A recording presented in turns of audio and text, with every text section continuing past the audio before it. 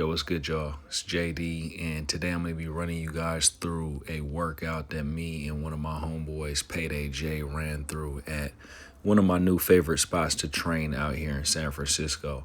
So he came out here, he came down from Seattle this past weekend, and man, we got it in. We got 3 days of back-to-back training, and right now it's Tuesday and I haven't been this sore in a minute, but we're gonna jump straight into this training, and I'm gonna chop it up with you guys about a topic that I was thinking about and a topic that came up during some of our conversations during this training session. So first off, if you guys are new to the channel, my name is JD. I'm a 40-year-old hybrid athlete. I use calisthenics, weightlifting, and running as my primary modalities of training. I'm also a personal trainer, so if you guys are interested in help along your calisthenics journey, along your physical fitness journey, you can go to my website, hybridathlete40.com. But let's get back into the video. So me and Jay, we got a similar training style, and we both have our strong points and we both have our weaknesses. But I would say the one thing that we have in common is a passion for training on the gymnastics rings. One thing that we both came to agreement on when it comes down to training on the gymnastics rings is that it takes a certain amount of mental strength and it takes a certain amount of determination to train on the gymnastics rings. It kind of separates the men from the boys. And just to keep you guys in tune with the training session that we're doing, I started off with my ring handstand push-up training. Jay was doing some handstand training on the parallettes, but the first exercise that we started doing together is ring muscle-ups. And with these ring muscle-ups, we're going strict form, full range of motion, lockout at the top, lockout at the bottom. Now, one thing that you need to train on the rings in general, but especially to get a nice ring muscle-up, is a false grip. And I would say the false grip is probably that first barrier to entry on the rings. One of the first barriers to entry on the rings. I'd say there's two main barriers to entry on the rings. One of them being the stability. I look at that as a lower barrier to entry because typically with your stability on the rings, if you're somebody who has, intermediate level of strength, you're probably going to be able to find your stability maybe in the first day or two of training on the rings.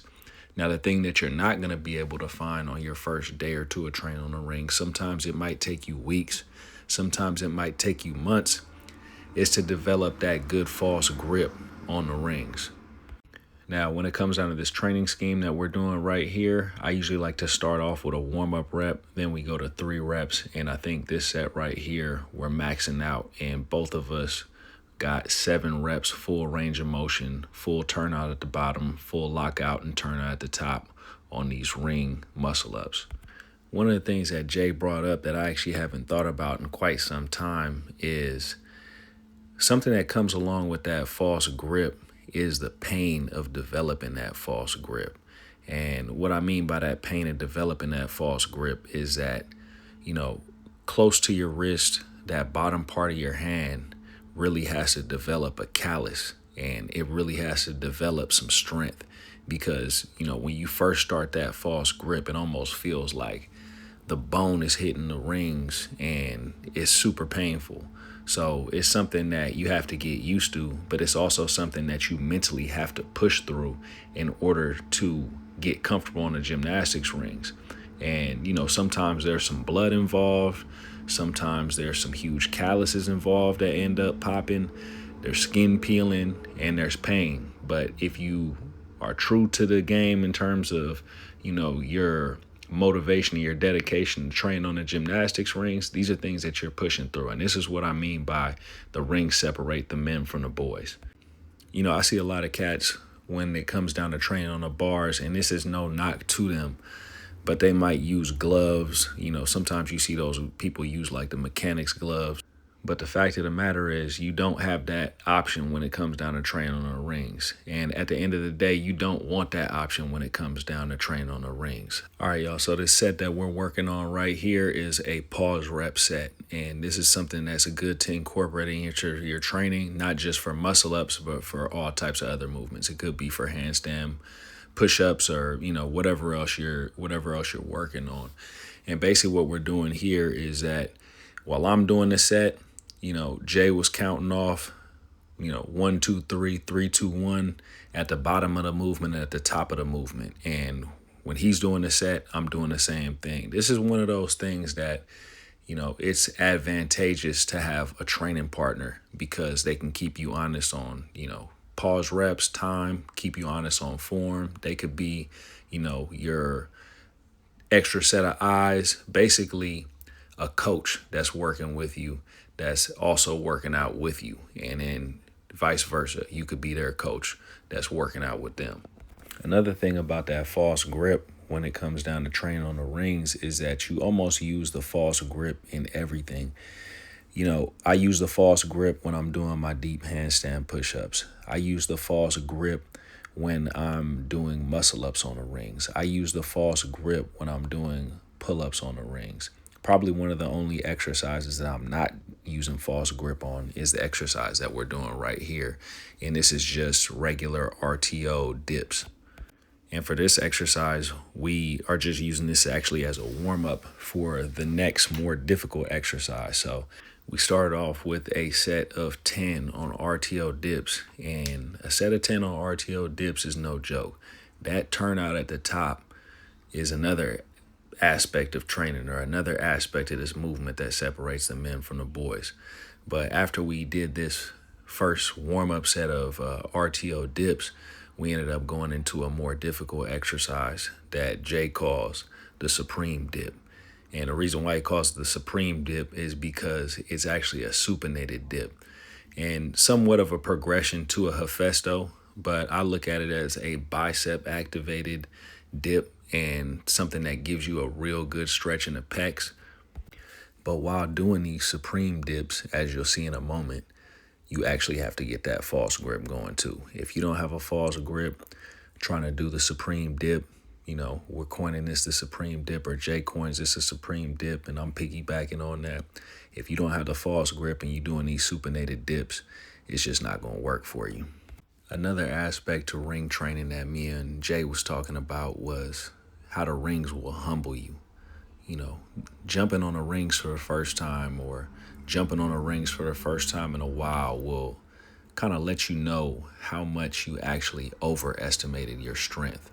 So you can take an exercise like weighted dips. You could take an exercise like pull-ups or weighted pull-ups, and you'll see your numbers drop significantly on those exercises.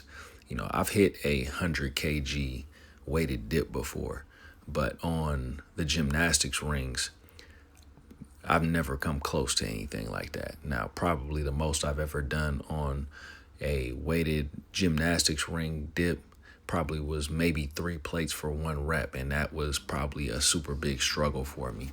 And when it comes down to exercise like ring pull-ups or an exercise like ring weighted pull-ups, you have to account for that false grip that you're adding in there as well. So if you're hitting, 135 for a single, or maybe you're hitting 90 pounds for, 5 reps on pull-ups on a bar, you're probably hitting 90 pounds for 1 rep with ring pull-ups. One thing that I haven't seen in all my years of training calisthenics, and maybe this is just because I train calisthenics in the States, maybe they do this in other countries or other areas of the world, is I never see any calisthenics competition where they involve the gymnastics rings. I recently competed in my first calisthenics competition, November of 2025, and everything was on the bars. And every time I see a calisthenics competition, whether it's out here in the Bay, whether it's in New York, whether it's in LA, whether it's in any other area, I always see people doing work on the bars. I never see people incorporate the rings. And it'd be interesting, and maybe this is something that I might actually have to start myself, is a gymnastics rings calisthenics competition. Typically when you see the gymnastics rings being broke out in the Olympics, it's usually somebody doing a routine. Maybe they're doing the Maltese or the inverted cross or a planche or something like that. But you never see any competitions where people are doing weighted pull-ups, weighted muscle-ups, muscle-up reps, things of that nature. So it'd be interesting to maybe set that up. If that's something that you guys would be interested in seeing maybe on this channel, let me know in the comment section. All right, so at this point of the workout, I wanted to get some strict ring pull-ups in. And, I actually had a commenter or a subscriber comment in the comment section. I'm not sure if this was actually on YouTube or if this was on Reddit. And somebody had asked me how many strict ring pull-ups that I can do. So even though I'm a little fatigued at this point in the workout, I figured let's see how many, full lockout at the bottom, chest to the rings, pull-ups can I do on the rings here. And I actually got 9 reps here. So, I've done up to like 20 something reps on the regular pull-up bars. And the other day I actually did a fairly clean set of 20 on the regular pull-up bars, and that was actually after I was fatigued as well.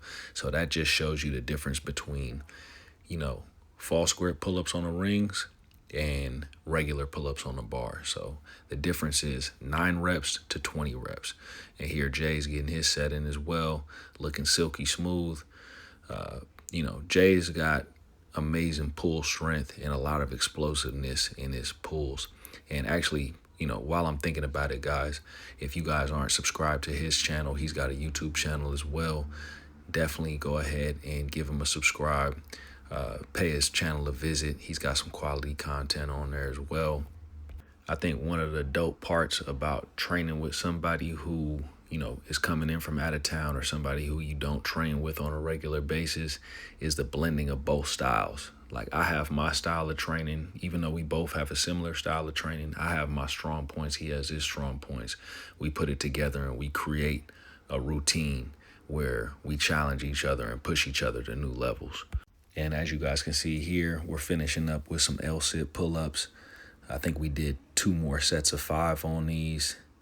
And we got some good volume in today. I'm not sure how many sets we got in. I'm not sure how many reps we got in, but I know it was a lot. Now, if you guys are just now starting your calisthenics journey, or you guys have been on your calisthenics journey and maybe you feel like you've gotten to a place where you've plateaued, definitely go hit up my website, hybridathlete40.com. Take the intake assessment. We can set up a consultation. I'll either recommend a program for you. I'm actually working on creating a gymnastics rings program at the moment. Or if we're a good fit, we can do one-on-one online coaching. Now, if you guys are just interested in learning more about my hybrid training approach and you guys just want to watch along with the videos online, make sure that you subscribe to the channel. If you got some value from this video, go ahead and leave this video a like and let me know what ring progression or what progression in calisthenics you're working on at the moment. Another thing I wanted to add in is that me and Jay are both heavyweight calisthenics athletes. I'm not sure how tall Jay is. He probably about 6'2", and I know he weighs in probably anything about 185, 190 pounds. I'm 6 feet tall. I weigh 195 pounds. So we're bigger dudes who are, progressing to reasonably high levels on these gymnastics rings. And it's something that I believe anybody can do. It just takes some work, some dedication, and some consistency. All right, the last exercise, the last set during this training session was one that Jay wanted to work on. He wanted to kind of challenge us to see if we could get 1 pull-up, 1 muscle-up, 1 pull-up, 1 muscle-up, 1 pull-up, 1 muscle-up. I fell short on that last muscle-up on this set, but, after all this work, that was some extremely, extremely taxing work today. And, I was just super fatigued, but I was actually just happy that I was able to hit 2 muscle-ups and 3 pull-ups on this. But anyways, y'all, peace.